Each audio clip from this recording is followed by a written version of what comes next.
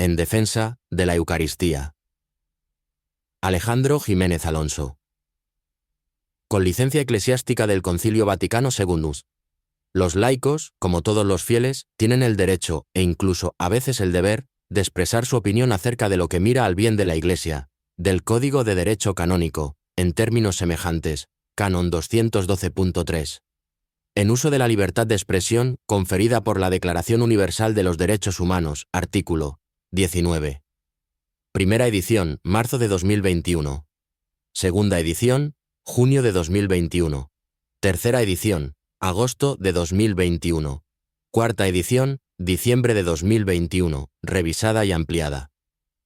Quinta edición, abril de 2022. Pedidos a mensajeros de la vida. Ejemplar no comerciable.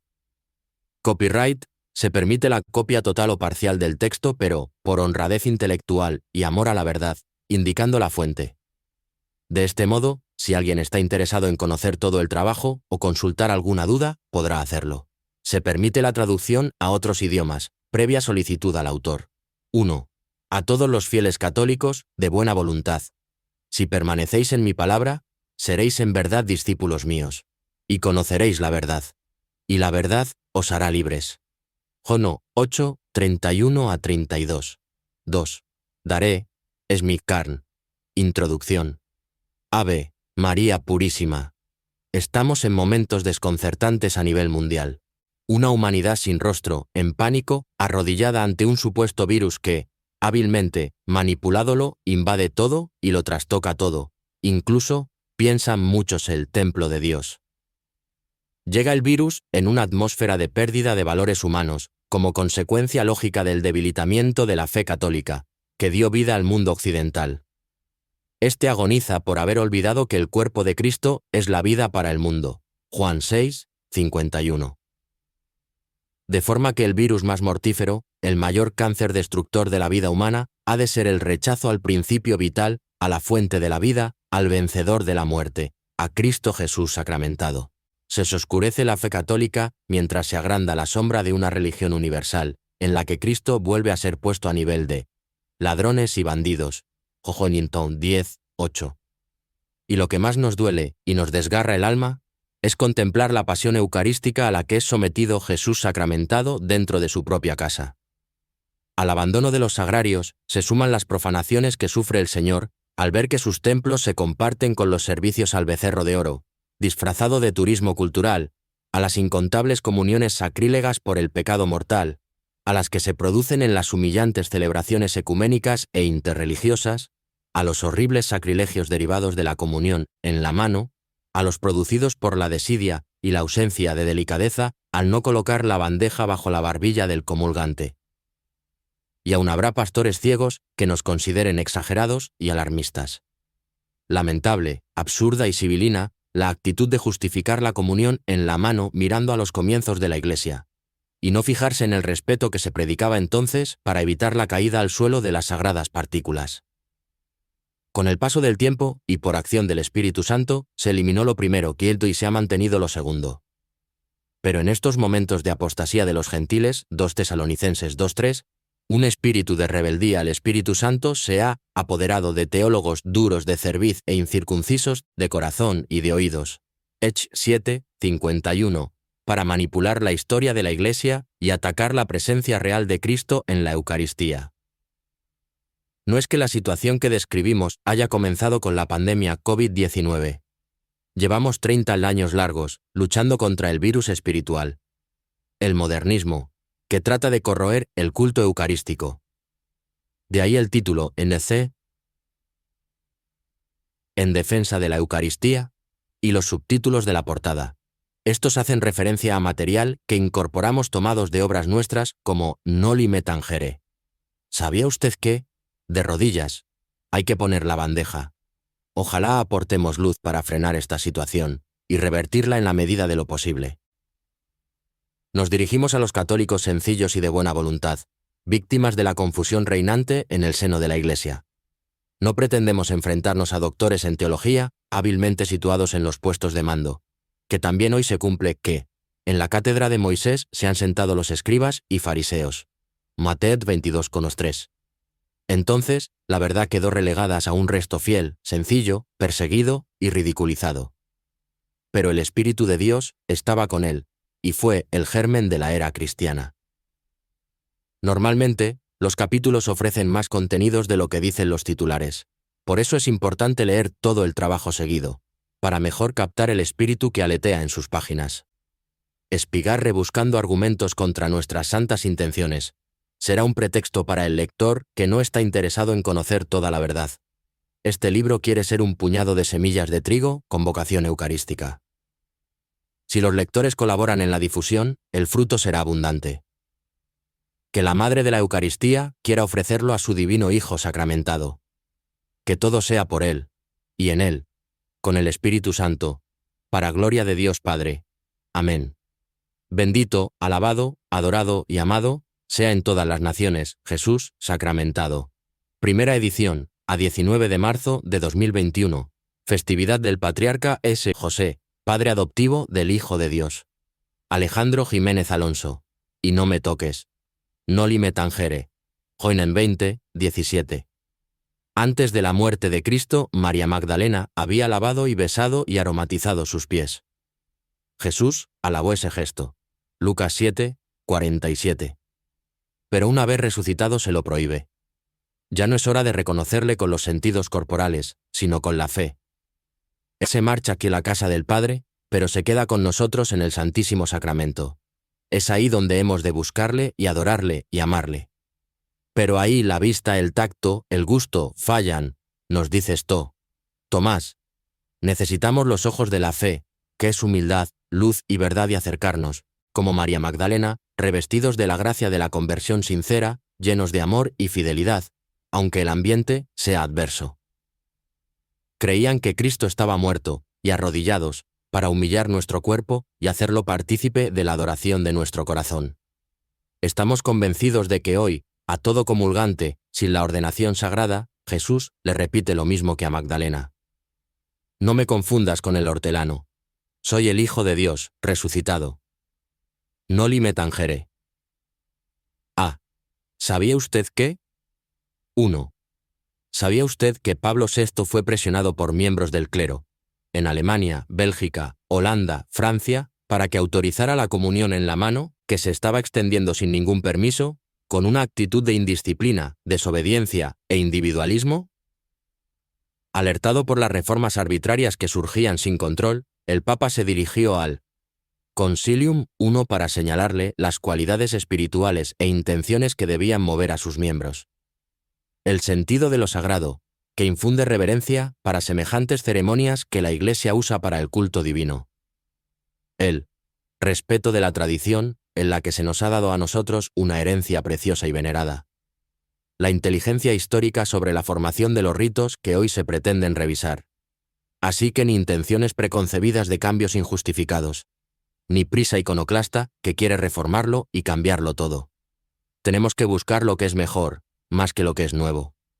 Y en lo nuevo, hemos de preferir lo que nos devuelve a los momentos más inspirados de la piedad cristiana, antes que a nuestras modernas invenciones, sin que con esto se pretenda sellar los labios a la Iglesia de hoy para algún canto nuevo. Si de verdad, el soplo del Espíritu Santo lo promueve. 13 de octubre de 1966. Este párrafo refleja el texto conciliar. No se introduzcan innovaciones si no lo exige una utilidad verdadera y cierta aquiclá, Iglesia. A partir de las formas ya existentes. 2. ¿Sabía usted que ante las constantes presiones que la sequesda? Congregación de Ritos concedió la nueva práctica a Alemania, 6 de julio de 1968. Y a Bélgica, 11 de julio de 1968. Pero que, debido a las protestas por esa claudicación, Pablo VI suspendió la concesión, 25 de julio de 1968. Tercero, ¿sabía usted que la desobediencia al Papa iba en aumento y no se atendían las orientaciones que había dado al Concilium? Por eso volvió a dirigirse al mismo organismo, 14 de octubre de 1968, quejándose con estas palabras. Nos referimos sobre todo a esa mentalidad, según la cual muchos reciben con disgusto cuanto proceda de la autoridad eclesiástica. En materia litúrgica, hasta las mismas conferencias episcopales obran a veces por su cuenta más de lo justo. Se hacen experimentos arbitrarios y se introducen ritos que repugnan abiertamente a las normas de la Iglesia. No hay quien no vea que este comportamiento no solo ofende gravemente la conciencia de los fieles de Cristo, sino que perjudica a la misma ejecución de la renovación litúrgica ordenada. 4. ¿Sabía usted que al no poder frenar los abusos, Pablo VI no se atrevió a dar un no rotundo a la comunión en la mano, para no aumentar la contestación de la que venía siendo objeto? Recordemos, por ejemplo, el Catecismo holandés, octubre de 1966, gestado durante el concilio. El concilio, Pastoral holandés, 1967 a 1969, que proponía el sacerdocio femenino y rechazaba el magisterio de Pablo VI, lo mismo en la encíclica Sacerdotalis Calibatus, 24 de junio de 1967, sobre la vigencia del celibato, como en la Humanae Vitae, sobre los anticonceptivos, 25 de julio de 1968. De esta contestación participaban también obispos de otros países, acordes en legalizar la comunión en la mano, como Holanda 3. Entonces, el Papa creyó conveniente realizar una encuesta al Episcopado Mundial, a la que el 12 de marzo de 1969 habían contestado 2.136 obispos. El resultado fue el siguiente. A la pregunta, ¿se ha de acoger el deseo de que, además del modo tradicional, se permita también el rito de recibir la Sagrada Comunión en la mano? Contestaron: no, non placet. 1.233 obispos. Sí, placet. 567. Según placet, iuxta, modum. 315. Votos inválidos. 27. Hubo dos supuestos más en la encuesta. El resultado mayoritario fue también no a comulgar en la mano. 5. ¿Sabía usted que sobre los resultados de esta encuesta, que rechaza la comunión en la mano, se redactó el documento que la aprueba? Sí, algo chocante, escandaloso, absurdo, pero histórico y real. El documento es la Instrucción Memoriale Domini, MD, firmada por el cardenal Benno y el padre Bugnini el 29 de mayo de 1969, y aprobada por el Papa el día anterior. La instrucción se deshace en alabanzas a la comunión tradicional, en la boca, y da la impresión de que pretende mantenerla por encima de cualquier experimento moderno. De acuerdo con la gravedad del asunto, el sumo pontífice ha decidido no cambiar el modo hace mucho tiempo recibido de administrar a los fieles la Sagrada Comunión. En consecuencia, la Sede Apostólica exhorta calurosamente a los obispos, sacerdotes y fieles que se conformen diligentemente a la ley vigente y nuevamente confirmada, tomando en consideración el juicio dado por la mayor parte del episcopado católico, la forma actual de la Sagrada Liturgia y también el bien común de la misma Iglesia. El texto continúa proclamando las bondades de la comunión tradicional, en la boca, de rodillas y con bandeja, porque significa la reverencia de los fieles cristianos hacia la Eucaristía. Es parte de aquella preparación que se requiere para recibir el cuerpo del Señor del modo más fructuoso. Permite asegurar mejor la reverencia debida al cuerpo de Cristo. Se garantiza con mayor eficacia la distribución de la Sagrada Comunión con la reverencia, el decoro y la dignidad que conviene para alejar todo peligro de profanación. Y para tener, finalmente, con los mismos fragmentos del pan, consagrado, el cuidado diligente que la Iglesia ha recomendado siempre. Pues bien, después de recoger estas afirmaciones que definen el rito tradicional de comunión como el más perfecto, no cabe optar por otro sin contristar al Espíritu Santo, que nos ordena en Cristo buscar la perfección, porque Dios, nuestro Padre, es perfecto. Mateo 5:48. Sin embargo, después de las alabanzas a la comunión en la boca, y pasando por alto que el sumo pontífice ha decidido no cambiar el modo, aparece en los párrafos finales un espíritu de contradicción que nos deja perplejos, estupefactos, ya que aprueba lo contrario a la voluntad del sumo pontífice y de la mayoría de obispos del mundo. Dos párrafos que tienen que haber sido escritos por otra mano, oculta, que permite a la minoría rebelde y desobediente continúe administrando la comunión en la mano. Pero si el uso contrario, es decir, el de poner la santa comunión en las manos, hubiere arraigado ya en algún lugar, se permite que las conferencias episcopales examinen las circunstancias y soliciten a la Santa Sede la autorización de la nueva práctica, si están de acuerdo con ello 2/3 de sus miembros. Y queda en el lector la sensación de que se ha cometido un grave fraude. ¿Para qué hacer una encuesta si no se van a tener en cuenta sus resultados ni la voluntad del Santo Padre? ¿Por qué hacer una encuesta para una indisciplina?, se preguntaban en Argentina. 6. ¿Se da cuenta usted de que se consultó a los obispos escogidos por el Espíritu Santo para regir las iglesias? Hechos 20, 28. Pero no se les hizo caso a pesar de que estimaron que no se debe cambiar la disciplina vigente. Más aún, que el cambio sería dañoso, tanto para el sentimiento como para el culto espiritual de los mismos obispos y de muchos fieles. Era la gran mayoría de obispos, unidos al sucesor de Pedro, que había decidido no cambiar el modo. ¿No fue un desprecio a la constitución jerárquica de la Iglesia? ¿No tuvo lugar un fraude escandaloso? ¿Quién tenía dotes personales o de otra índole para embaucar al concilium? 7. ¿Sabía usted que un falso ecumenismo guió la elaboración de la nueva misa, Novus Ordo, y forzó la redacción final del documento Memoriale Domini para admitir la comunión en la mano?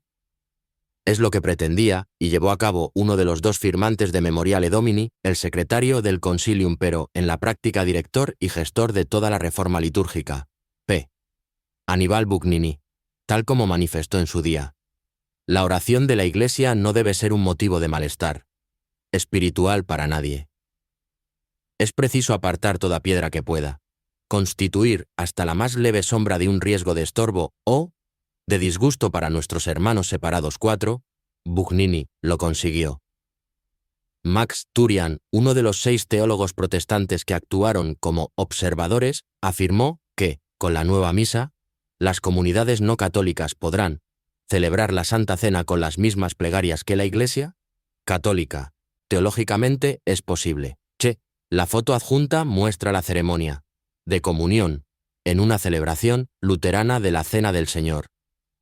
Los reformadores se dieron prisa en añadir al nuevo rito, ya orientado a los no católicos, el cambio al modo protestante en la forma de comulgar. No faltaron voces acusadoras, denunciando las nubes oscuras que se cernían sobre la Iglesia. No nos vamos a extender en este punto, pero recordaremos algunos ejemplos. El breve examen crítico del Novus Ordo Missae 6. Ne M. dirigido a Pablo VI, dice en su preámbulo: el Novus Ordo Missae, si se consideran los elementos nuevos, susceptibles de apreciaciones muy diversas, se aleja de manera impresionante de la teología católica de la Santa Misa, cual fue formulada en la 22ª sesión del Concilio de Trento.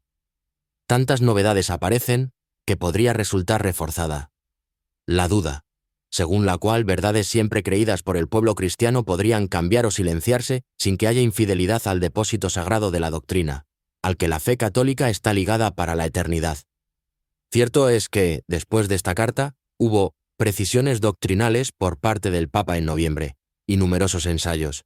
Aún así, Ottaviani manifestó: hará falta una obra prudente e inteligente de catequesis para solucionar algunas perplejidades legítimas que puede suscitar el texto. Pues bien, las perplejidades se mantienen, y la solución, si hubiera tiempo, no podría ser otra que la reforma de la reforma. El cardenal Fernando Antonelli, secretario de la Comisión Conciliar para la Liturgia, no ocultaba sus temores. Tengo la impresión de que se ha concedido mucho, sobre todo en materia de sacramentos, a la mentalidad protestante.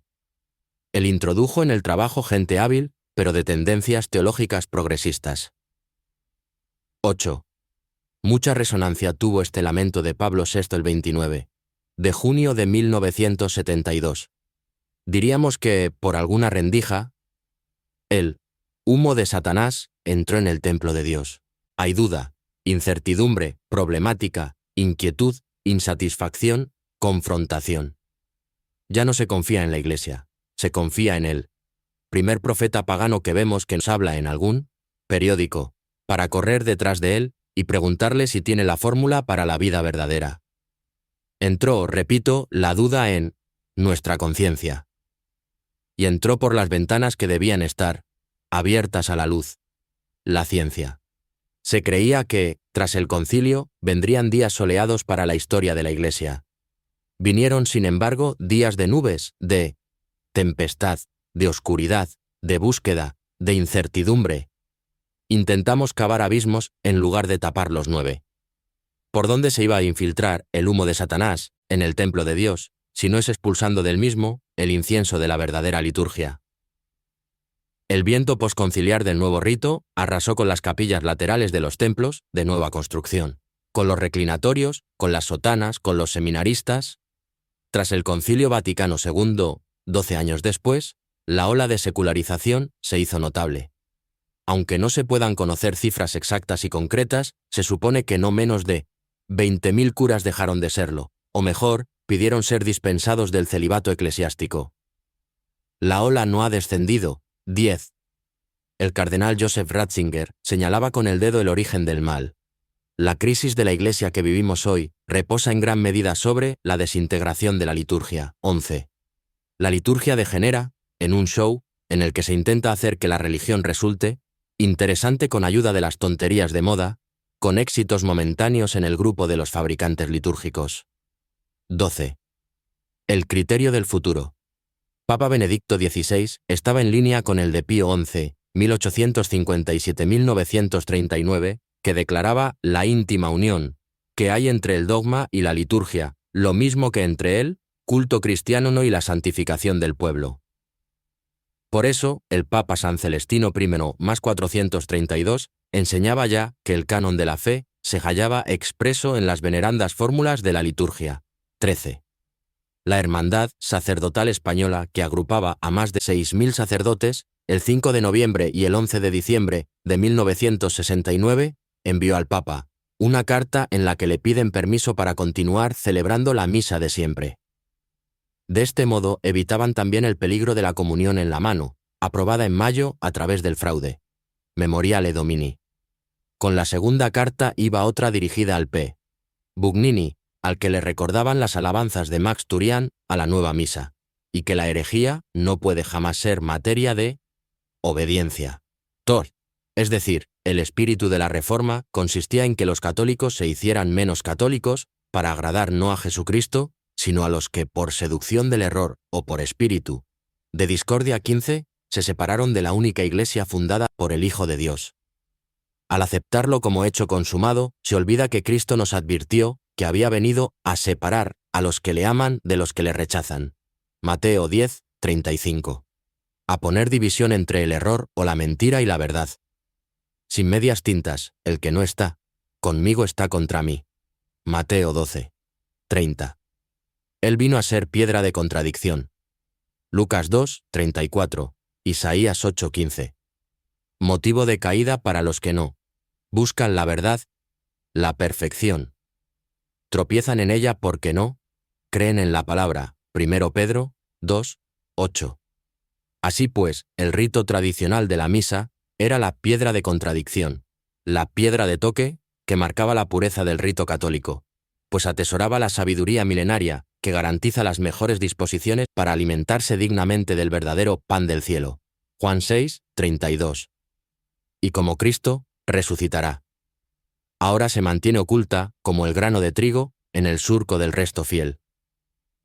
Primera de Reyes 19, 18. 8. ¿Se da cuenta usted de que no se pidió el parecer de los laicos cuando, según el concilio, tienen la facultad, y a veces, el deber de expresar su opinión acerca de lo que mira al bien de la Iglesia? 16. Fue una clara actitud anticonciliar. 9.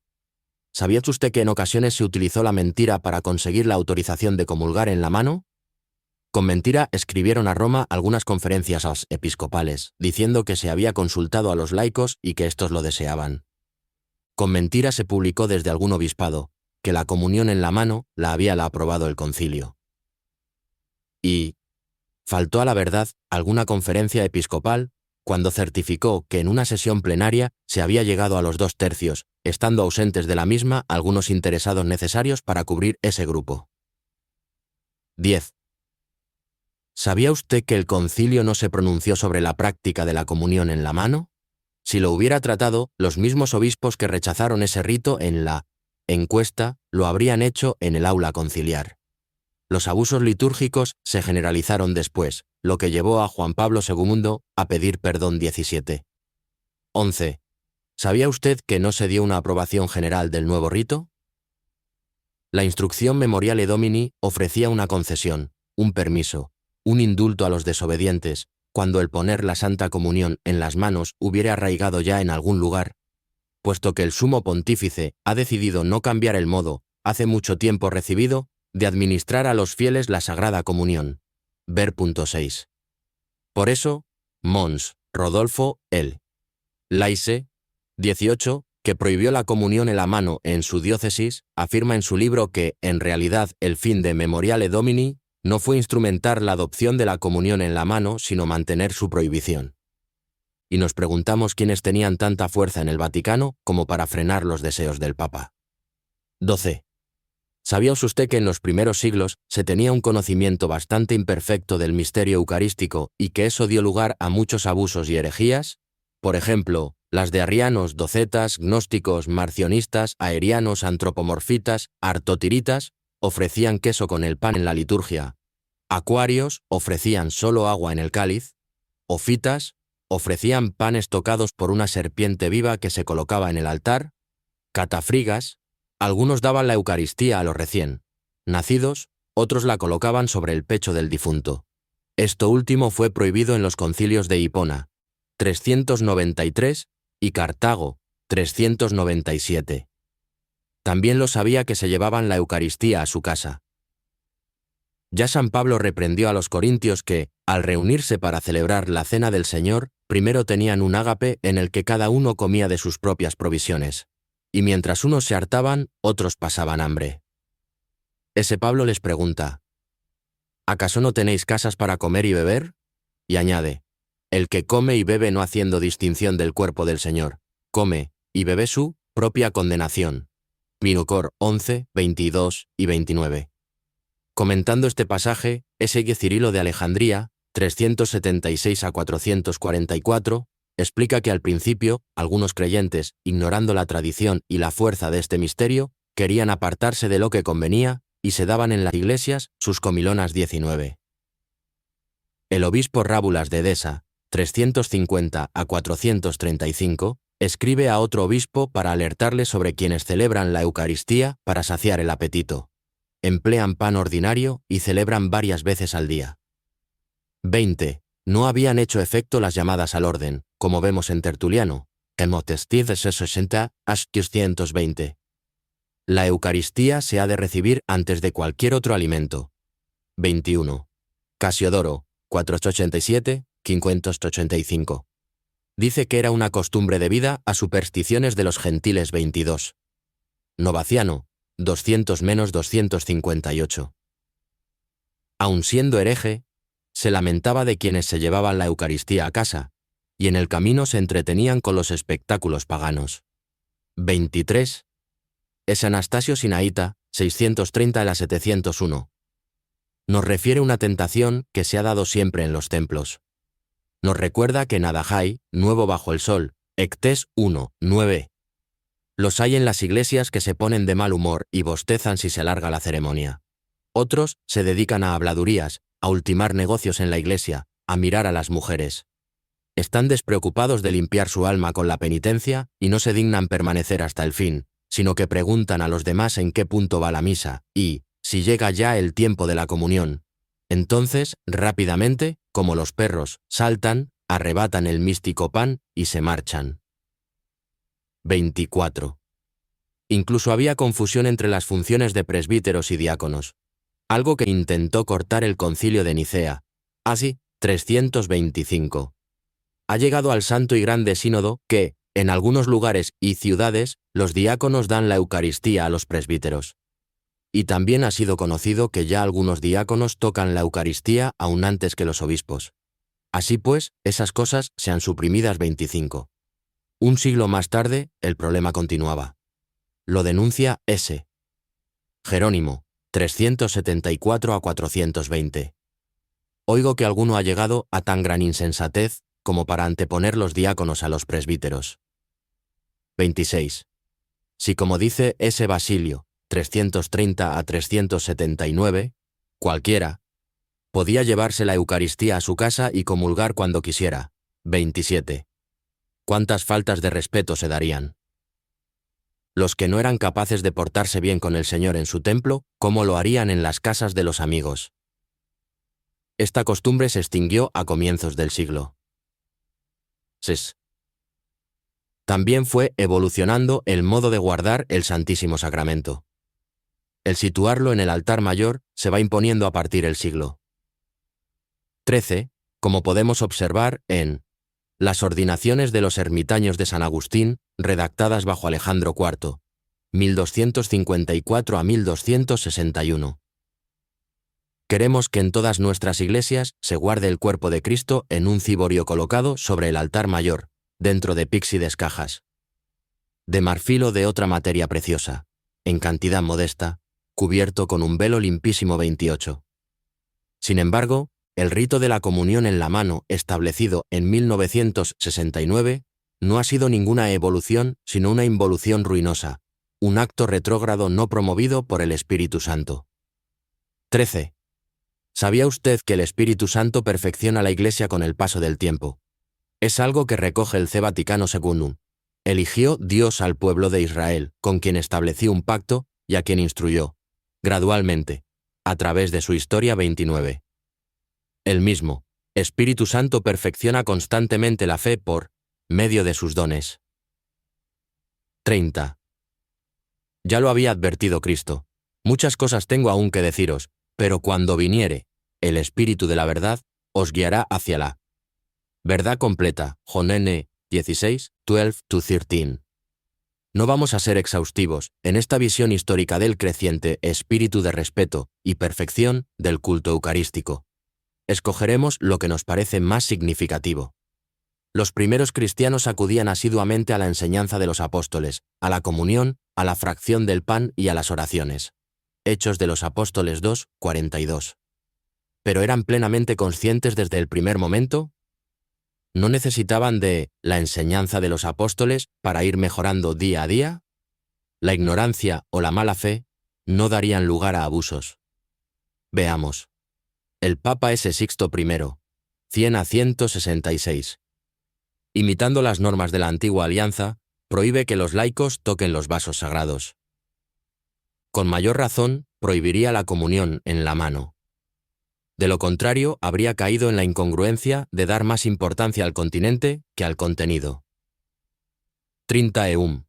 Es. Justino. Cema 166. En su época, solo los diáconos dan la comunión a los fieles. 32. San Hipólito de Roma, más 236, da un ejemplo de fe profunda. Apoyándose en Maque 16, 18 nos anima con un texto que se hace vivo en nuestros días. Cada fiel procure tomar la Eucaristía, pues aunque se le dé un veneno mortal, no tendrá poder sobre él. 33.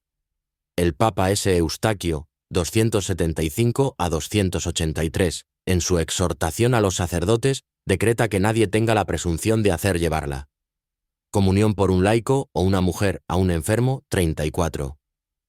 Basilio, 323 a 379. En carta del año 372, no permite la comunión en la mano, salvo en alguna situación extraordinaria como el caso de persecución. 35.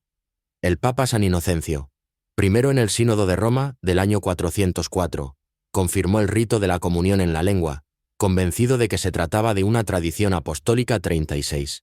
La comunión en la mano prendió sobre todo lejos de Roma, pero se imponía el hacerla en la boca a medida que se profundizaba en la comprensión del misterio y crecía el sentido de indignidad y respeto.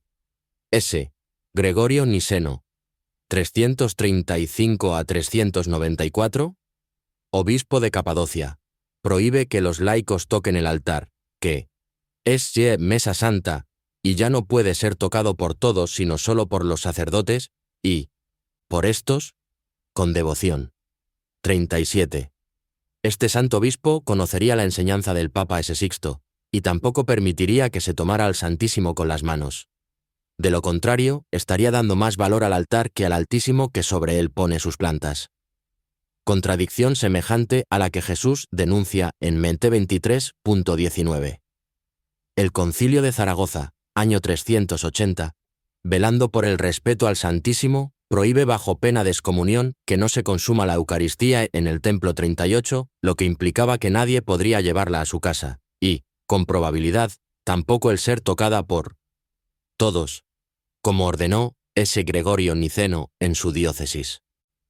En las Constituciones de los Apóstoles, año 380, se ordena a las mujeres que, acercarse al comulgatorio, lleven la cabeza cubierta. 390. Se cumple así el rito que marca San Pablo, primera carta a los Corintios, 11:5, y que había ya decretado el Papa Sallino, años 67 a 76. El manipulado texto de San Cirilo, 3:1-5-386. Este obispo de Jerusalén pide que al comulgar se sitúe la mano izquierda como trono de la derecha y añade: cuida que ni siquiera un fragmento se pierda. Y si se perdiese una mínima cantidad, considérala como truncada de tus propios miembros. Está claro que ese Cirilo presiente los peligros que acechan a la Eucaristía en manos de los fieles, pero estaba inmerso en la marcha perfectiva de la comprensión del misterio eucarístico a través de la historia. Esta cita, muy empleada por los partidarios de la comunión en la mano, aparece en un contexto de inmadurez y superstición que aquellos omiten de forma interesada, porque el párrafo continúa así: después de que has tomado el cuerpo de Cristo, santifícate tomando la sangre de Cristo también. Mientras tus labios permanecen todavía húmedos, por la sangre de Cristo, tócalos con tus manos y santifica tus ojos, tu frente y todos tus otros órganos sensoriales. 40. Cuando pide ungir con la sangre de Cristo los 5 sentidos, es como si el santo obispo, los santos lo son a pesar de sus errores en este mundo, quisiera aplicar literalmente lo que mandó hacer Moisés en la noche de la Pascua: untar las jambas de las puertas con la sangre del Cordero. ¿Quería ese Cirilo que de esta forma los sentidos cerrasen las puertas al maligno? Puede ser. Pero el Cordero israelita era solo figura del Cordero de Dios. Lo cierto es que Cristo sacramentado no viene a visitar nuestros sentidos de uno en uno. No necesitamos bañar todo nuestro cuerpo en su sangre. Él es el Hijo de Dios, omnipotente como el Padre. Viene sobre todo a ser alimento de nuestras almas, y serán nuestras disposiciones de pureza, fe y confianza las que le permitan obrar maravillas en nuestro ser completo: cuerpo, alma y espíritu. Este defecto se mantuvo en algunos lugares, sobre todo lejos de Roma, como hemos dicho. Así, por ejemplo, Teodoreto, 393 a 458, 466.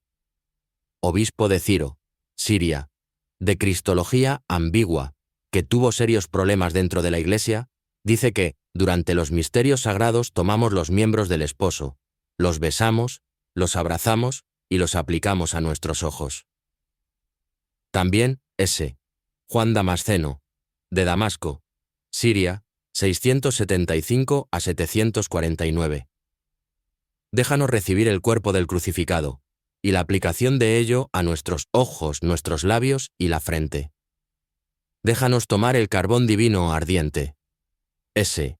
Juan Crisóstomo, 347-407. Advierte que el serafín que purifica los labios de Isaías con un carbón encendido, tomado del altar, lo hace mediante unas tenazas mientras que los fieles reciben al Santísimo en la mano. Y añade esta enseñanza: esta, la Eucaristía, es mucho más grande que lo tocado por él. Serafín 41. Pero esta reflexión encierra una clara condena de la comunión en la mano, porque nosotros no somos más puros que los serafines. Este mismo santo, Boca de Oro, imprecaba a los que en el templo no guardan la debida compostura, diciendo que llevaban a la iglesia las costumbres de los bufones y bailarines hasta los negocios de la Plaza 42. Hoy entran personajes de este tipo en los templos con la venia de ciertos obispos. A la hora de comulgar, el santo enseña: lleguémonos con temor, demos gracias, arrodillémonos, confesando nuestros pecados con la debida modestia. 43. Lo adoraron los magos, imitemos al menos a los extranjeros. 44. La práctica de comulgar en la boca debía de ser bastante común entre los griegos, ya a comienzos del siglo IV, y quizás en las Galias había penetrado en el SA 745. El Sínodo de 404 bajo el Papa Inocencio I, en Roma, impone la comunión en la lengua. Más tarde, Audeno, obispo de Rouen, después de conocer en Roma esta liturgia, al volver a su diócesis quiso hacer la propia y la sancionó con solemne decreto. 46. Es Jerónimo, 347.420, que fue secretario del Papa San Dámaso, apoyaba sin duda el progreso de los griegos, pues hace una seria crítica a la comunión en la mano. Este doctor de la Iglesia, basándose en 1 Samuel 21:5 expone: si quienes habían estado con sus esposas, los que acompañaban a David, no podían comer los panes de la proposición, reservados al sumo sacerdote, cuanto menos podrá ser violado y tocado por ellos. Aquel pan que bajó del cielo. Quiete. S. Cesario de Arles, 470-452, en uno de sus sermones, muestra la costumbre de que las mujeres no reciban la comunión directamente en la mano, sino sobre un paño colocado sobre ella. Así será decretado por el concilio de Auxerre. En Nutru en Batuaindu. Probablemente tomaban por modelo a la hemorroísa, que solo tocando el manto de Cristo quedó curada. Al hacerlo así, las mujeres ya no necesitaban lavarse las manos, pero los varones, sí. 48. El Papa San León I, el Grande, 440-461, recuerda en su sermón Piento que el Stmo, sacramento debe recibirse en la lengua. 49. El Papa San Agapito, 535-536, curó milagrosamente a un sordomudo al administrarle la comunión en la boca. 50. El Papa San Gregorio, el Grande, 590-604, daba la comunión en la lengua. 51. En el Sínodo de Rouen, 649-653, convocado por el obispo Audeno y celebrado bajo el rey Clodoveo II, tratan de eliminar las faltas de respeto con que algunos sacerdotes y laicos trataban a la Eucaristía. Son conscientes de que comulgar en la boca es un remedio para conseguirlo. Por eso se reafirman en el ejemplo de Roma desde hacía al menos 2 siglos. Se prohíbe la comunión en la mano y se amenaza al sacerdote o al diácono que no cumpla estas disposiciones. No ponga la Eucaristía en manos de ningún, laico o mujer, sino que la deposite en la boca con estas palabras: el cuerpo y la sangre del Señor te sea de provecho para la remisión de los pecados y para la vida eterna. Y si alguno quebrantare estos preceptos, por menospreciar a Dios omnipotente y, en cuanto está de su parte, deshonrarlo, sea alejado del altar. 52. En el Sexto Concilio Ecuménico, tercero de Constantinopla, 681, se prohíbe a los fieles que comulguen por sí mismos, y se amenaza con la excomunión a los que tengan la osadía de hacerlo. 53. Y es que en el Statuto ya se había llegado a una mejor comprensión de la grandeza del misterio eucarístico y del necesario respeto para recibirlo con provecho. Citemos a ese Anastasio Sinaíta, 630-701, tratando de corregir los abusos y malas disposiciones en el templo. Después de citar a San Pablo, primera carta a los Corintios 11, 28 y siguientes, sobre el discernimiento para que la Eucaristía sea motivo de salvación, y no de enfermedad y condenación, pregunta a los fieles: ¿comprendes ahora cómo la enfermedad y muerte provienen, con la máxima frecuencia, de acercarse indignamente a los divinos misterios? 54. El Segundo Concilio de Córdoba, 839, condenó a los casianos, que repartían la comunión en la mano y apoyaban herejías. Pietdesat Pietstolich. Tomás de Aquino, 1225-1274, el doctor angélico, nos dice: por reverencia a este sacramento, ninguna cosa entra en contacto con ella, la Eucaristía, a no ser que esté consagrada, por lo cual se consagran no solo el corporal, sino también el cáliz, asimismo, las manos del sacerdote, para tocar este sacramento. De donde se deduce que a ningún otro le es lícito. Tocarlo 56 texto muy claro que, como veremos más adelante, nos advierte que la comunión en la mano es siempre una profanación. San Francisco de Asís, 1182 a 1226, advierte: solo ellos, los sacerdotes, deben administrarlo, y no otros 57. El Concilio de Trento, 1545 a 1563, de carácter dogmático, mantiene esta prohibición, que considera enraizada en la tradición apostólica. Siempre ha sido costumbre de la Iglesia de Dios que los legos tomen la comunión de mano de los sacerdotes, y que los sacerdotes cuando celebran se comulguen a sí mismos. Costumbre que con mucha razón se debe mantener, por provenir de tradición, Apostólica 58, 14. ¿Comprende usted que despreciar lo establecido por la Iglesia después de tantos siglos de perfeccionamiento es oponerse al Espíritu Santo que la ha acompañado desde sus comienzos? Juan 14, 16. Veamos. San Agustín, 354 a 430. Sería locura insolente el discutir qué se debe hacer, cuando toda la Iglesia universal tiene ya una práctica establecida. 59. Sto Tomás de Aquino, 1225 a 1274. Es una vergüenza, ridícula y abominable, que toleremos la violación de las tradiciones que desde la antigüedad recibimos de nuestros mayores. 60. El Papa Pío XII, 1876 a 1958.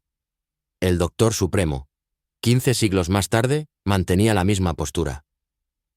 Hay que reprobar severamente la temeraria osadía de quienes introducen intencionadamente nuevas costumbres litúrgicas, o hacen renacer ritos ya desusados y que no están de acuerdo con las leyes y rúbricas vigentes. 61. El Concilio Vaticano II nos ofrece doctrina para descalificar la práctica a la que nos referimos. No se introduzcan innovaciones si no lo exige una utilidad verdadera y cierta de la Iglesia. 662. Por los resultados de la encuesta, la gran mayoría de obispos consideró que se debía desechar el cambio. Y como se ha demostrado, no se trató de una innovación, sino de un anacronismo involutivo retrógrado, destructivo, como hemos recogido en el pl. 6 de este apartado. Hay más textos conciliares, aunque cada uno de los prelados por sí solo no posea la prerrogativa de la infalibilidad.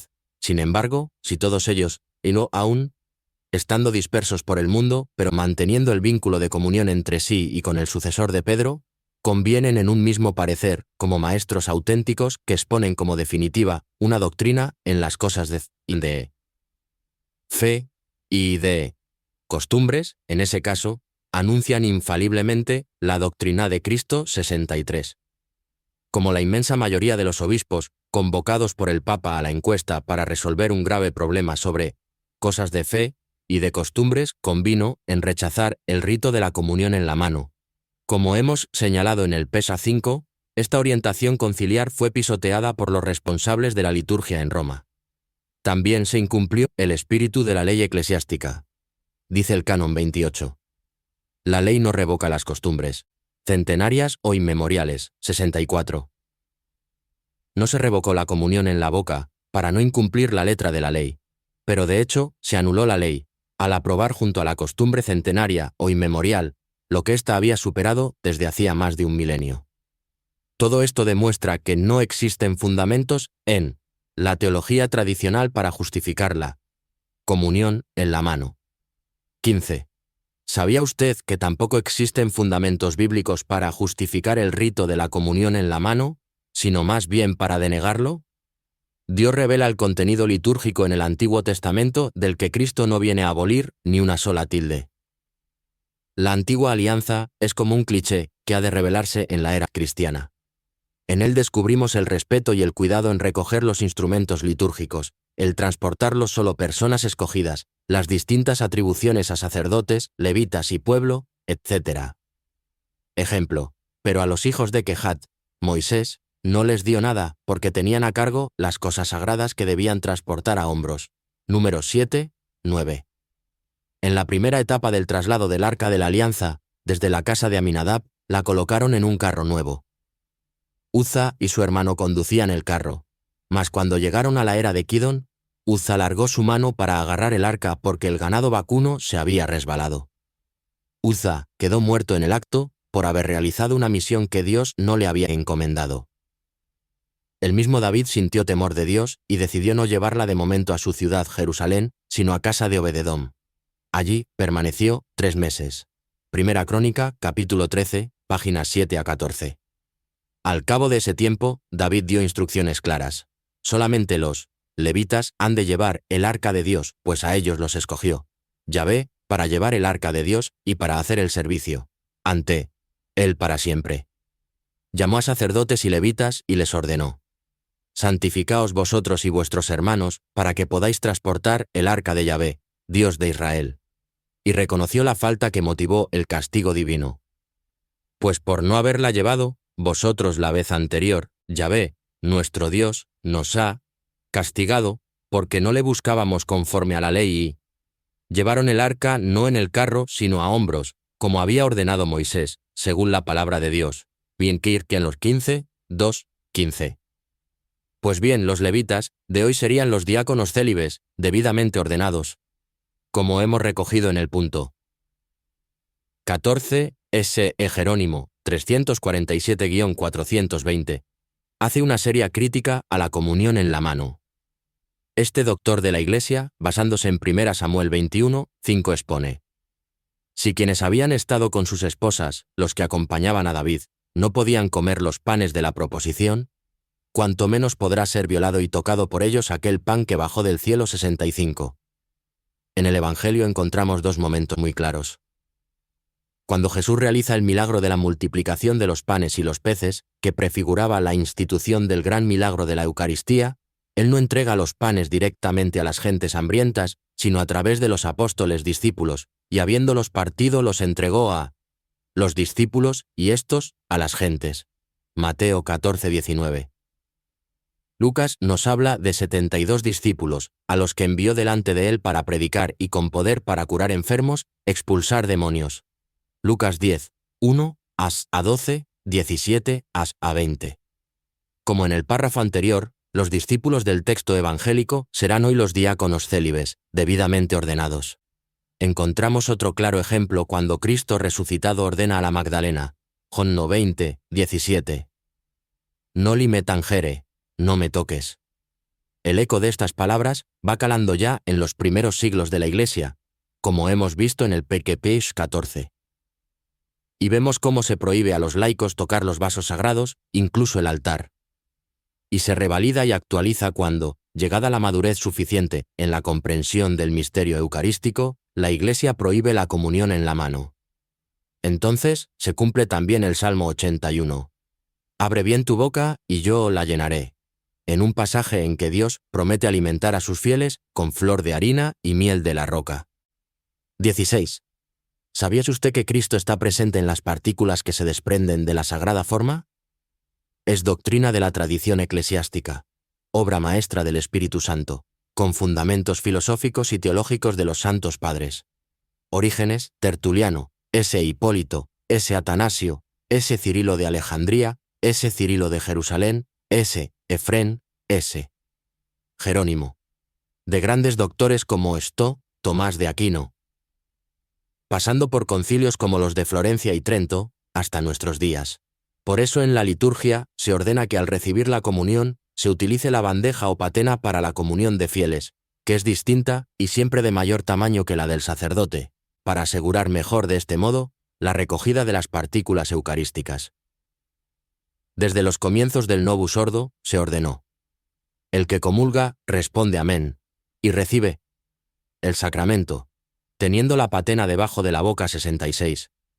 Es Juan Pablo II nos dice: la bandeja para la comunión de los fieles se debe mantener para evitar el peligro de que caiga la hostia sagrada o algún fragmento. 67. Pero ¿quién se preocupa del destino de las santas partículas al comulgar en la mano? ¿Y cuántos sacerdotes han escondido la bandeja patena de los fieles? 17. ¿Sabía usted que la comunión en la mano contribuye a que se pierda el sentido de lo sagrado? Un objeto es sagrado cuando se ha segregado, separado del uso normal, para dedicarse en exclusiva al culto divino. Al comulgar en la mano, el rito se hace más sensorial y la simbología recuerda mejor lo que es una comida vulgar. Pero al someter lo santo a los sentidos, al tacto, al humanizar lo divino, al naturalizar lo sobrenatural, se pierde el sentido de lo sagrado. Se produce una desacralización en el misterio más importante para la fe, vaciándolo de buena parte de su contenido y eficacia. Comulgando en la mano el rito se degrada. El Santísimo es tratado en cierto modo como un objeto, sagrado, pero un objeto, como una cosa, un tanto especial, entre mis cosas. No es de extrañar que después de haber manoseado al Santísimo, el comulgante vuelva al banco y se siente. Es difícil entender que, con ese gesto vulgar, decimos sí, amén, a Cristo crucificado, misterio que se actualiza en el sacramento. Es difícil imaginar que imitamos a la Madre de Dios pronunciando el fiat, amén, de esclava del amor de Dios, ofreciéndole toda nuestra libertad y poniéndonos a su servicio. ¿Cómo se puede reconocer en ese rito, del que se ha desterrado la solemnidad, la unión de la criatura con el Creador, la adoración a la Trinidad Santísima? Insistimos, al acercarse al misterio espiritual a través del abuso de los sentidos, se produce el fenómeno contrario. No aumenta la fe manoseando al Santísimo, sino que se degrada, se devalúa, porque, como dice Santo Tomás en el Adorote Devote, la vista, el tacto, el gusto, en ti, fallan. Luego entonces, no se trata de excitar nuestros sentidos, sino de ahondar en la humildad para potenciar nuestra fe. Lo demás, el sentir su presencia, lo dará Él por añadidura, cuando estime oportuno, en el corazón del comulgante, sin contar con los sentidos corporales. Es cuestión de fe. Bienaventurados los que crean sin haber visto, dice Jesús a Tomás, Juan 20, 29. Manosear al Santísimo, comulgar en la mano, lleva a la rutina, y el sentimiento de vacío ha de ser mayor. Siguiendo el camino de los sentidos, ¿cuál habría de ser el siguiente paso? Hacer la forma de gran tamaño, ya está ocurriendo, para ver si de este modo aumenta la fe del comulgante, sin necesidad de aumentar las horas de catequesis eucarística. ¿Acaso habría que dibujar en la forma un posible rostro de Cristo en colores?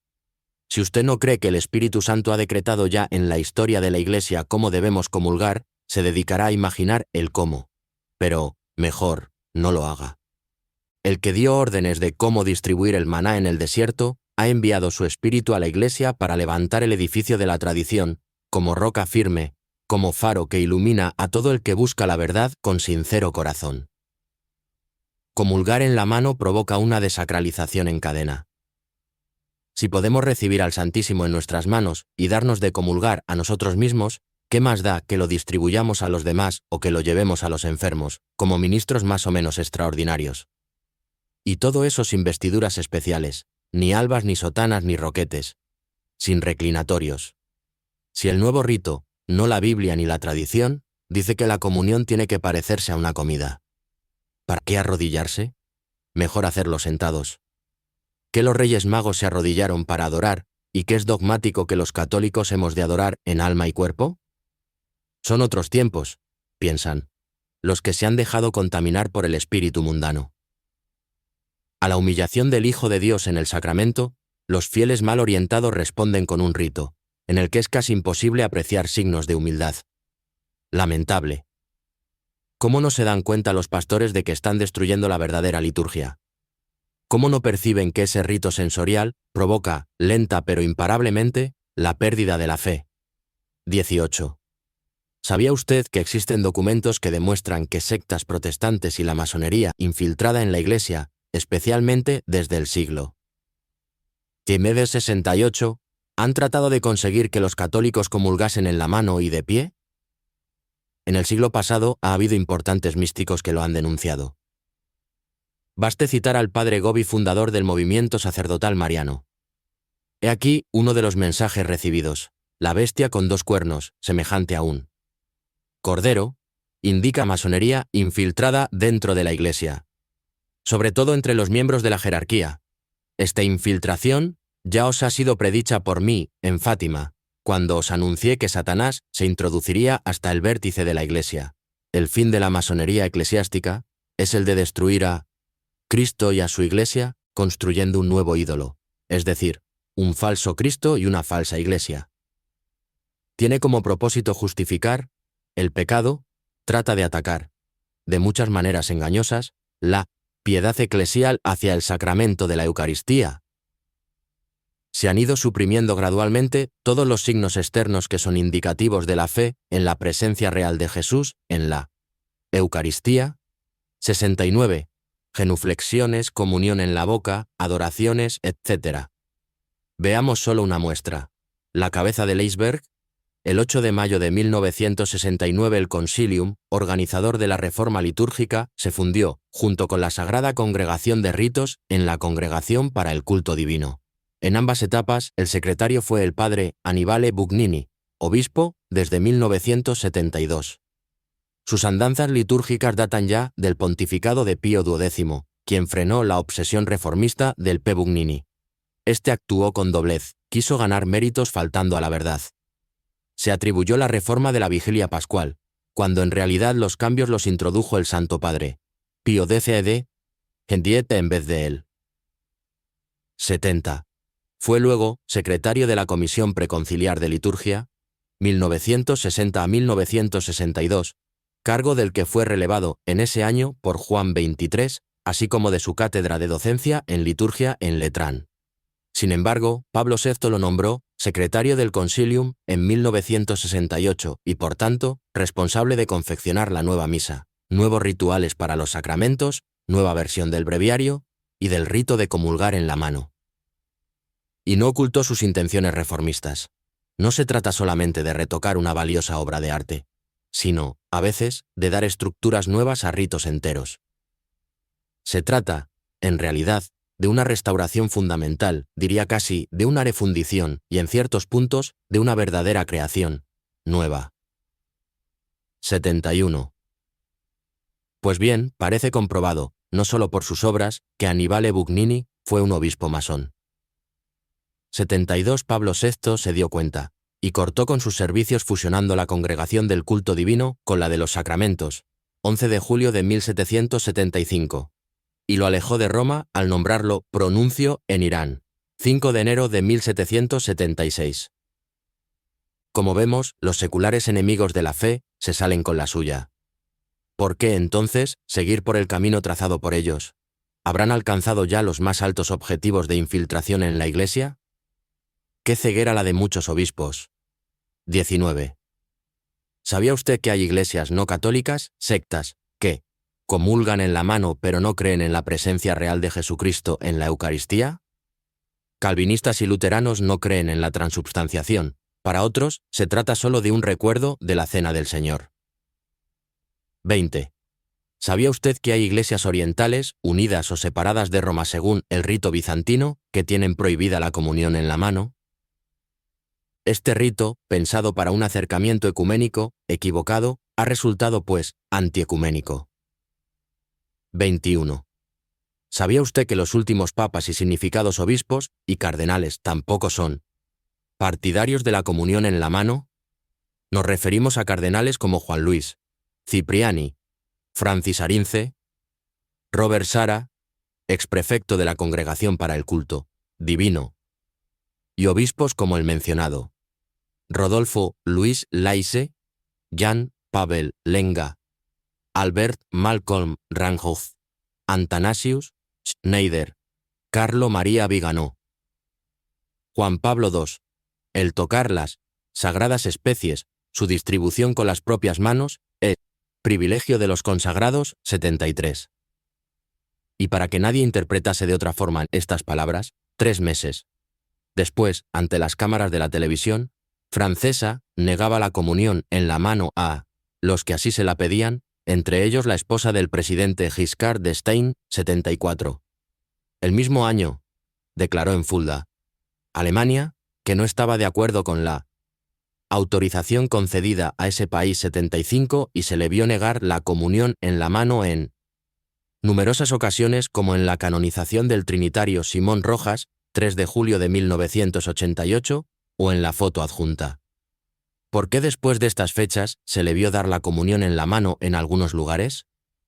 Porque fue presionado, haciéndole creer que sería escandaloso prohibir lo que tan fraudulentamente se autorizó, o mostrarse en contra de lo que aprobaron algunas conferencias episcopales. Lo mismo que Moisés permitió el divorcio por la dureza del corazón de los israelitas. Mateo. De Ben-Naiset, Osem. Pero ni entonces ni ahora es esa la voluntad de Dios. Benedicto XVI creemos que desde la festividad del Corpus Christi, de 2008 hasta su dimisión, administró la comunión a los fieles según las normas que enseña la tradición. De rodillas, en la boca, con bandeja y cirios. ¿Por qué obispos y sacerdotes no imitan al insigne teólogo y papa? Lo que hacían estos pontífices era seguir lo que marcaba la tradición, frente al modernismo empujado por la masonería eclesiástica. San Pío X lo había dejado claro. En el acto de recibir la Sagrada Comunión hay que estar arrodillados, tener la cabeza medianamente levantada, los ojos modestos y vueltos hacia la Sagrada Hostia, la boca suficientemente abierta y la lengua un poco fuera, sobre el labio 76. 22. ¿Sabía usted que Santa Teresa de Calcuta manifestó que el peor mal en el mundo es el rito de comulgar en la mano? Lo afirmó el padre George William Rutler en 1989 durante una homilía en la iglesia de St. Agnes de Nueva York, 77.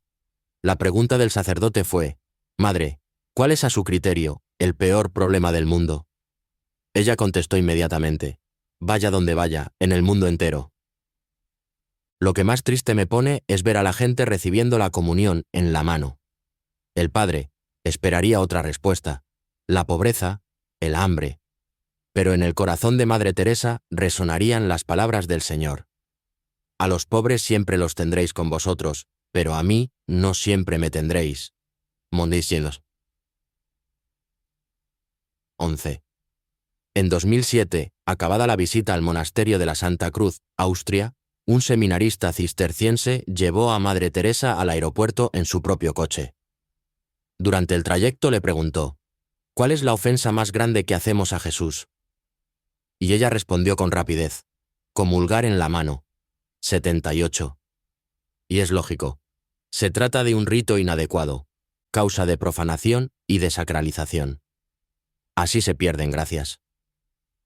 Si la gracia vale más que la vida, Sal 62,4, y la Eucaristía es la vida del mundo, Jonen 6,51, el rito aludido es un mal de primera magnitud. Por otra parte, Cristo sabe que cierta pobreza es una cruz salvadora, que mantiene a muchos unidos a Dios, mientras que siendo ricos le abandonarían. Recordemos lo del camello y el ojo de la aguja. Mateo 19, 23 a 30. 23. ¿Sabía usted que supuestas apariciones del Señor o de la Virgen extendidas por todo el mundo nos hablan de que el cielo no acepta el rito de la comunión en la mano? No es un hecho aislado.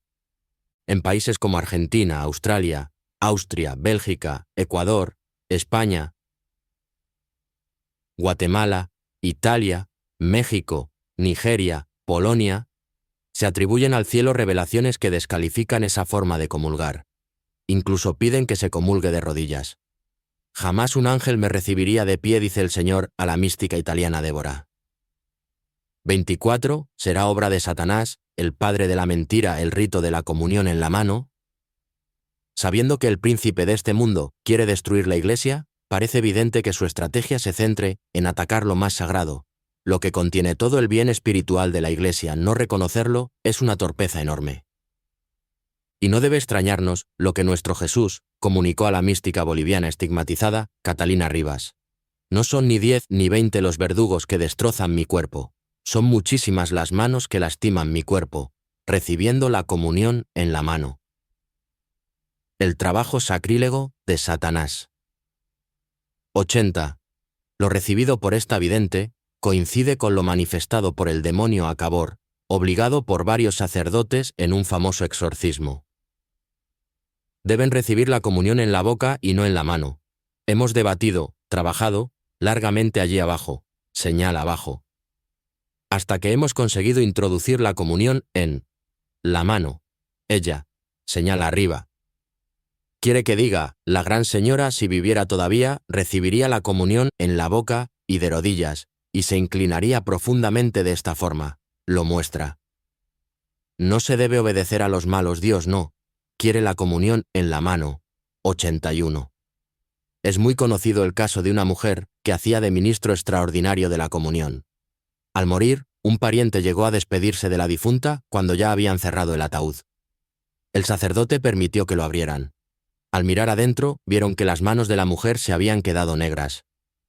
Este signo, para mí, como para el resto, fue la confirmación de Dios de que las manos no consagradas no pueden distribuir a Jesús. Durante la comunión. Lo dice la mística austriaca María, Sima, que recibía visitas de las almas del purgatorio. El primer milagro que hemos insertado en 3K es acorde a esta interpretación. Más reciente, a finales de febrero de 2021, el padre Freddy Leonardo Herrera, de la parroquia de la Inmaculada Concepción de Bogotá, se puso a llorar durante la misa al tener una visión en la que Cristo es pisoteado por las personas que comulgan en la mano. Al terminar la ceremonia manifestó: «Duele mucho cuando el Señor permite compartir o ver ciertas cosas. A partir de este momento, en nuestra parroquia, solo se podrá comulgar en la boca y de rodillas. No podrá ser de otra manera. 83. Una confirmación de la realidad de la visión de este sacerdote y de la acertada doctrina de la tradición de la Iglesia sobre las sagradas partículas es el segundo milagro eucarístico que relatamos en la parte 3K. 25. ¿Sabía usted que la práctica de la comunión en la mano ha potenciado siempre y de forma incalculable en las últimas décadas el número de profanaciones y sacrilegios? Ese Optato Milevitano, IV, escribiendo contra Parmeniano, refiere la profanación sacrílega de quienes habían mandado echar la Eucaristía a los perros, y cómo éstos habían mordido a sus dueños. 84. Si no Sibiaki hubiera permitido comulgar en la mano ni llevar la Eucaristía a las casas, el sacrilegio se habría evitado. Las profanaciones y sacrilegios se han dado por todo el mundo desde el primer año de la autorización, 1969, como recoge el sacerdote italiano Enrico Zoffoli, 85. Pero citemos un caso de resonancia mundial ocurrido en España. ¡Qué pena! En noviembre de 2015, un malnacido acudió a 242 Eucaristías y con las formas robadas formó en el suelo la palabra pederastia. Fue en una sala dependiente del Ayuntamiento de Pamplona, España. El sacrílego publicó en Twitter las fotos del proceso, el robo comulgando en la mano, la formación de la palabra, la postura final. Tanta maldad contra el sacramento, que es fuente y culmen de toda la vida cristiana. 86, no puede concebirse sin una acción satánica directa sobre el culpable. Es una coronación de espinas. Siglo XXI. ¿El Estado que tales cosas permite no recibirá su justo castigo? Si la comunión se les hubiera entregado en la boca, habría sido más difícil tanto sacrilegio. B. La recepción de la Eucaristía en tiempos de pandemia. B1. Consideraciones. 1. En otros momentos de la historia, nunca se cerraron los templos ni faltó el alimento eucarístico a los enfermos. Los sacerdotes, imitando al buen pastor, arriesgaban la vida corporal por llevar la vida eterna a los enfermos. He ahí a. S. Damián de Molokai entre leprosos, a. S. Roque, luchando contra la peste en Roma a comienzos del siglo XIV, sirviendo a los enfermos y curando a muchos solo con la señal de la cruz. 87.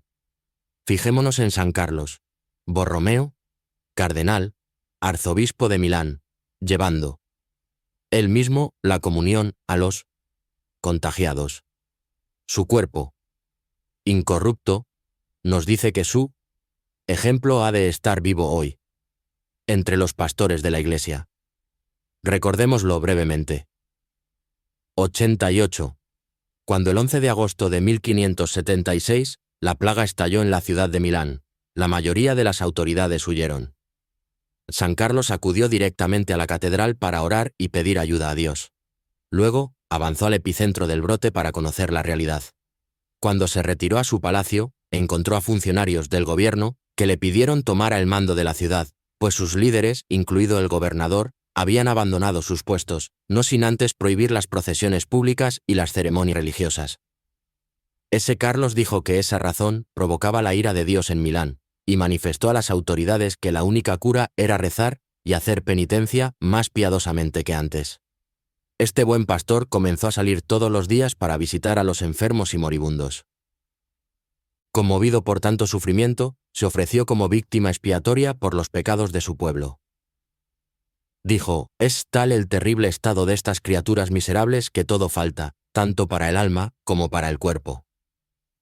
Por la gracia de Dios cumpliré con mi deber al máximo». Cuando la gente le pedía que evitara riesgos innecesarios, él respondía: «Dios puede reemplazarnos».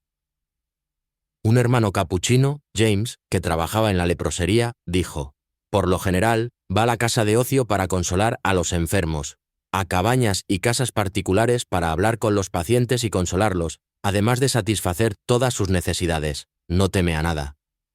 Es inútil tratar de asustarlo. Es cierto que está muy expuesto al peligro, pero hasta ahora ha sido preservado por la gracia especial de Dios. Dice que no puede hacer lo contrario. De hecho, la ciudad no tiene otra ayuda ni otro consuelo». Pero no era imprudente. Respondió al obispo de Brescia: «Desde el principio decidí ponerme completamente en manos de Dios sin descuidar los remedios comunes. Muchos sacerdotes de Milán se escondieron por temor a la enfermedad. Algunos se negaron a unirse al cardenal porque entraba en hogares infectados. Ese Carlos se dirigió a ellos: «Tenemos una sola vida y debemos gastarla para Jesucristo y las almas no como lo deseamos, sino en el tiempo y en la forma que Dios desea». No olviden su sacerdocio. No prefieran una muerte tardía a una muerte santa. Hubo sacerdotes que lo entendieron y sirvieron heroicamente a los enfermos. Aunque la tasa de mortalidad y contagio era extremadamente alta, ese Carlos insistió en la oración y en la penitencia. Las cenizas, en señal de penitencia, se distribuyeron constantemente. Las campanas sonaban 7 veces al día para la oración pública y el canto de los salmos. Se llevaron a cabo 3 procesiones a la semana. En estas, ese Carlos caminaba descalzo, con un grueso cordón alrededor de su cuello. Todo se hacía cumpliendo las normas de prudencia que había establecido. Los fieles no se reunían entre la multitud y evitaban el contacto entre ellos. Las misas no se cancelaron. Solo se celebraron al aire, libre si la iglesia estaba demasiado apretada. Ordenó más misas que, antes, las clases de catecismo fueron transferidas a las esquinas. Tenía lugares separados en la iglesia para los afectados y fuentes separadas de agua bendita para ellos. Su consejo a todos era considerar la plaga del alma más que el contagio del cuerpo. Y aconsejó a los sacerdotes: no descuiden los medios humanos, como los medicamentos, los mismos médicos y todo lo que se pueda usar para prevenir infecciones, ya que estos medios no se oponen a nuestro deber. Como los contagiados no podían abandonar sus hogares para asistir a las misas o procesiones, Carlos estableció 19 columnas en toda la ciudad. Al pie de estos pilares se celebraban misas públicas todas las mañanas. Esto permitió a los enfermos asistir a misa todos los días y a los sacerdotes distribuir la Sagrada Eucaristía a todas las víctimas a través de sus ventanas. San Carlos iba casi todos los días a la leprosería para administrar los sacramentos. Bautizaba a los recién nacidos y ungían enfermos y moribundos. Para la Navidad de 1577, la plaga había disminuido. Al final, de las 120.000 personas de Milán, murieron 17.000, incluidos los 120 sacerdotes, la mayoría entre los que habían huido, ninguno de los que ayudaron a ese Carlos. El balance contrasta con la ciudad de Venecia, más pequeña, en la que murieron 40.000 personas. ¿Por qué no tuvo Milán una pérdida mayor? Carlos responde: no por nuestra prudencia, que estaba dormida, no por la ciencia de los médicos, que no pudieron descubrir las fuentes de contagio, y mucho menos una cura, no por el cuidado de aquellos con autoridad que abandonaron la ciudad. No, mis queridos hijos, sino solo por la misericordia de Dios. 2. En la actualidad, la pandemia del COVID-19 ha puesto a prueba la fe de la Iglesia en torno al Santísimo Sacramento. Ha sido el crisol que ha separado la fe auténtica de la que era superficial, rutinaria. Y como alguien ya ha denunciado, se ha caído en una apostasía eucarística, se ha perdido en gran manera la fe católica en la Eucaristía. La Iglesia nos dice que el sacramento de la Eucaristía es Jesús vivo, en la tierra como en el cielo, y en la tierra como cuando, al ponerse el sol, todos los que tenían enfermos de diversas enfermedades se los llevaban a él, y poniendo él las manos sobre cada uno de ellos, los sanaba. Libro cuarto, 40. Cuando se enteraba la gente dónde estaba Jesús, le llevaba a los enfermos en camillas. En los pueblos, ciudades o aldeas donde llegaba, colocaban a los enfermos en la plaza y le rogaban que les dejase tocar al menos la orla de su manto. Y los que lo tocaban se curaban. Mateo 6, 53, 56. Pero en estos momentos, la gente no se entera de esta maravillosa realidad. El 31 de enero de 1906, un maremoto amenazaba destruir la isla de Tumaco, Colombia. Los fieles acudieron a pedir auxilio a Jesús sacramentado. El pueblo, con su párroco al frente, portando a Cristo en la custodia, salieron hasta la playa para enfrentarse al mar. Y como cuando se encontraba con los apóstoles en la barca azotada por la tempestad, Mateo 8:25, Jesús sacramentado detuvo y desarmó la ola amenazante. Hoy, sin embargo, la pandemia del COVID-19 ha demostrado que aquella fe se ha perdido. La mayoría de los pastores abandonó a Cristo sacramentado, cerró los templos y huyó a esconderse con mascarillas, a refugiarse en la sabiduría y el poder de las autoridades humanas, de los enemigos declarados de Cristo y de su ley. Todavía hoy, los sacerdotes se embadurnan de gel delante del Hijo de Dios antes de dar la comunión, y alimentan el pánico de los fieles dentro de los templos. Ya no ven ángeles entre sus muros, sino virus escondidos que acechan a todos. Es una fe esquizofrénica. Dicen que Jesús está en el sacramento, pero se comportan como si estuviera muerto, o sin su poder divino, como si pudiera contagiarse y contagiar a los que se acercan a adorarle y a recibirle. Y esta falta de fe en los pastores se transmite a los fieles. Citemos un ejemplo significativo. Una mujer acude a comulgar en la mano en una iglesia de Bari, Italia. Al hacerlo se le cae la forma al suelo, y la recoge pero no la consume. Va con ella en la mano buscando algo. Se da cuenta el ayudante del sacerdote y corre para preguntarle qué está haciendo. La mujer le responde: «Estoy buscando un cesto para tirarla. Se cayó al suelo y con el COVID-19 hay que tener cuidado». Gracias a Dios, el ayudante, sin miedo al contagio, la consumió al momento. 89. Pues bien, el ejemplo denuncia el estado actual de la fe, de la Iglesia en la Eucaristía. 1. Fe, de gel y mascarilla. Muchos, demasiados cardenales, obispos, sacerdotes y fieles se olvidan de que si tienen fe al comulgar, aunque beban un veneno mortal, no les hará daño. Mateo 16, 18. Actualizan a Pedro vacilante, que se hunde al caminar por el agua hacia Jesús, cuando deja que el miedo le robe la confianza en él. Mateo 14, 23-36. Lo malo es que con ellos se hunde la Iglesia. En medio de este desierto poblado de miedo y cobardía, apareció como un oasis africano en el que la fe, la valentía y el sentido común alzaban la voz. Y esta se ha escuchado en toda la redondez de la tierra. Me refiero al presidente de Tanzania, John Magufuli, en la foto. Doctor en química, muerto antes del 17 de marzo de 2021. Desde el 27 de febrero no se sabía nada de él. A los 61 años, por una enfermedad cardíaca. Era católico practicante. Aseguraba que su país se había librado de la pandemia gracias a la oración. Rechazaba cualquier confinamiento o medida como llevar mascarilla. Todo un desafío a los arquitectos del nuevo orden mundial. Hacía un año de sus declaraciones en la Catedral de San Pablo, de la capital Dodoma. Domingo, 22 de marzo de 2020. Disfrutémoslas como agua fresca en el desierto. Os insisto, no tengáis miedo, no dejéis de reuniros para glorificar a Dios y alabarle las iglesias. Son lugares donde la gente puede buscar la verdadera curación, porque allí reside del verdadero Dios y, refiriéndose a la Eucaristía, dijo: el coronavirus no puede sobrevivir en el cuerpo eucarístico de Cristo. Por eso no me asusté al recibir la Santa Comunión, porque sabía que, con Jesús en la Eucaristía, estoy a salvo. Este es el momento de construir nuestra fe en Dios. 90. Refiriéndose a este líder político, Cristo habrá exclamado algo semejante a lo del centurión de Cafarnaún, Mateo 8:10.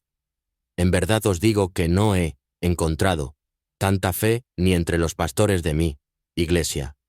Por desgracia son muchos los obispos incapaces de entender que en cada pueblo, en cada ciudad, el templo católico es como el monte Sión, la fortaleza inexpugnable en la que uno se siente a salvo. En lugar de llamar a sus fieles con las palabras del profeta, venid, subamos al monte del Señor, a la casa del Dios de Jacob, Isaías 2, 3. Se han puesto de acuerdo con los poderes políticos para vaciarlos. Es como una silenciosa guerra mundial contra Jesús, sacramentado.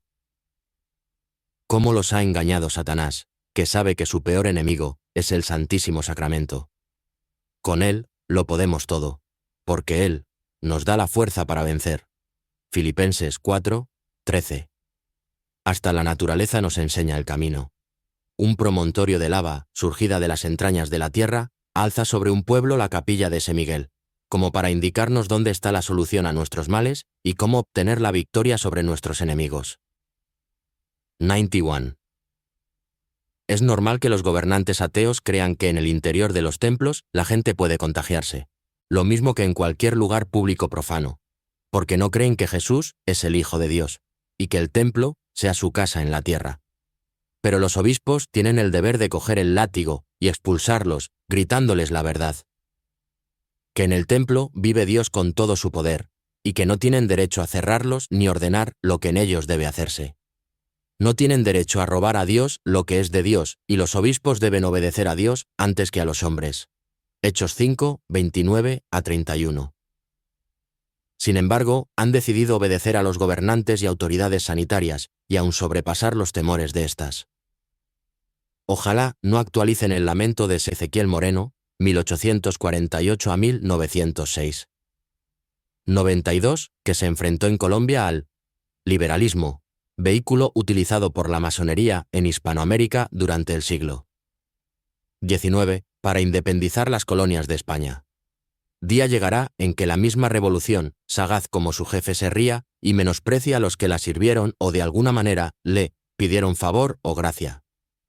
Es un error, y un error funesto de la Iglesia, transigir con los enemigos de Jesucristo y andar blandos y complacientes con ellos.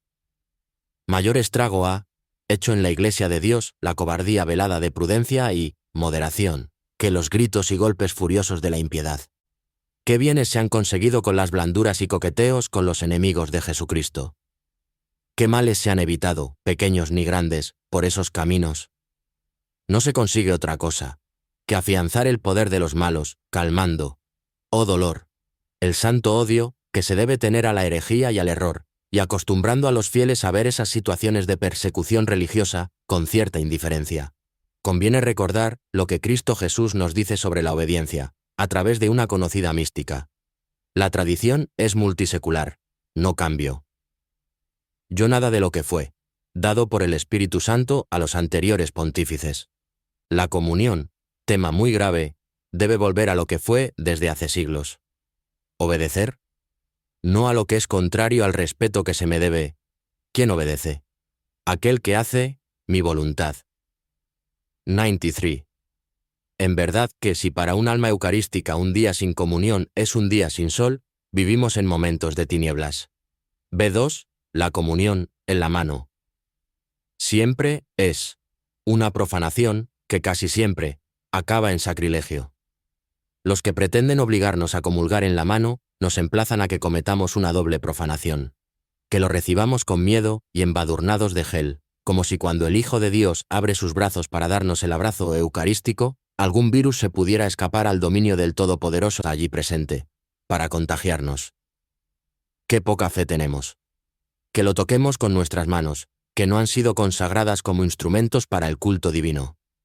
A. La comunión en la mano de los laicos es siempre una profanación, lo sepan o lo ignoren los comulgantes, lo ignoren o lo hayan olvidado los teólogos. Una profanación es usar para el culto divino algo que habitualmente se emplea para actividades no relacionadas con ese culto, y a la inversa. Ejemplo. Si un sacerdote, para la consagración del vino, usa una de las copas con las que brindan en las fiestas sus amigos, está cometiendo una profanación. Y si alguien usa un cáliz consagrado para beber licores, también comete una profanación. Lo que se destina al culto divino se consagra, se segrega o separa del uso común y se bendice para ese fin exclusivo. Por eso en la Iglesia Católica se consagran elementos esenciales del culto como el cáliz, los santos óleos y las manos del sacerdote. Si un laico comulga en la mano comete una profanación porque emplea objetos no consagrados, sus manos en el acto más importante de la liturgia. Cuando Cristo, que se ha hecho presente para ser comida espiritual de los fieles, entra en el cuerpo de estos, es evidente que son distintas las funciones de las manos y de la lengua. No se preparan las ofrendas, pan y vino, ni se ofrecen, ni se distribuyen, ni se exponen a la adoración, con la lengua, sino con las manos del sacerdote, instrumentos litúrgicos consagrados para ese fin. La lengua es el lugar en que debemos recibirlo de las manos de nuestro Padre Dios. Al comulgar, literalmente, se cumple la palabra de Jesús, mi Padre es quien nos da el verdadero pan del cielo, Juan 6:32, de donde se deduce que las manos del sacerdote son movidas por las manos de Cristo, lo mismo cuando consagra que sí distribuye a los fieles la sagrada comunión. Al acudir al comulgatorio en el que nos espera el Padre Dios para entregarnos a su Hijo, nosotros, como hijos pequeños, como bebés espirituales, solo tenemos que obedecerle. Y Él nos dice, abre la boca y yo te la llenaré. Sal 81:10. Entonces, si no estamos en pecado mortal, comulgar en la lengua y de rodillas es la forma más humilde, digna y provechosa de recibir a Cristo. No es pues cuestión de anatomía sino de fe, amor, respeto, dignidad y humildad. Mucha humildad. B. Casi siempre acaba en sacrilegio porque la gran mayoría de sacerdotes y fieles se despreocupan de las sagradas partículas que se desprenden, en las que Cristo está presente. Esas partículas acaban normalmente en el suelo, donde son pisoteadas por los que acuden a comulgar. Y eso es un sacrilegio formal, objetivo, lo sepan o no el sacerdote o el fiel, porque Cristo no se hace presente para ser pisoteado. Es cierto que se pidió vigilancia para este aspecto.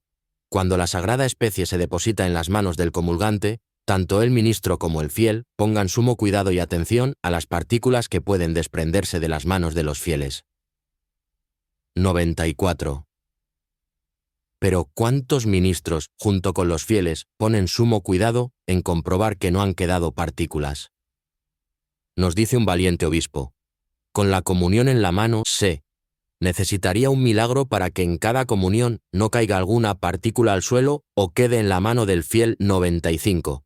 Para evitar estos sacrilegios, que no la profanación, habría que cumplir al menos estos requisitos, de lógica elemental. 1. El comulgante consume, traga, la sagrada forma delante del sacerdote. 2. Sacerdote y comulgante comprueban que no han quedado partículas en las manos y dedos. Y en buena lógica, habría que aplicar un paño húmedo sobre las manos del comulgante para retirar las posibles partículas que se hayan depositado en ellas. Sí, no es extremismo. Las mismas precauciones que tiene el sacerdote en el altar, abluciones, habrá de tenerlas el laico que comulga imitándole. O va a resultar que los laicos somos más dignos y además en nosotros no hay posibilidad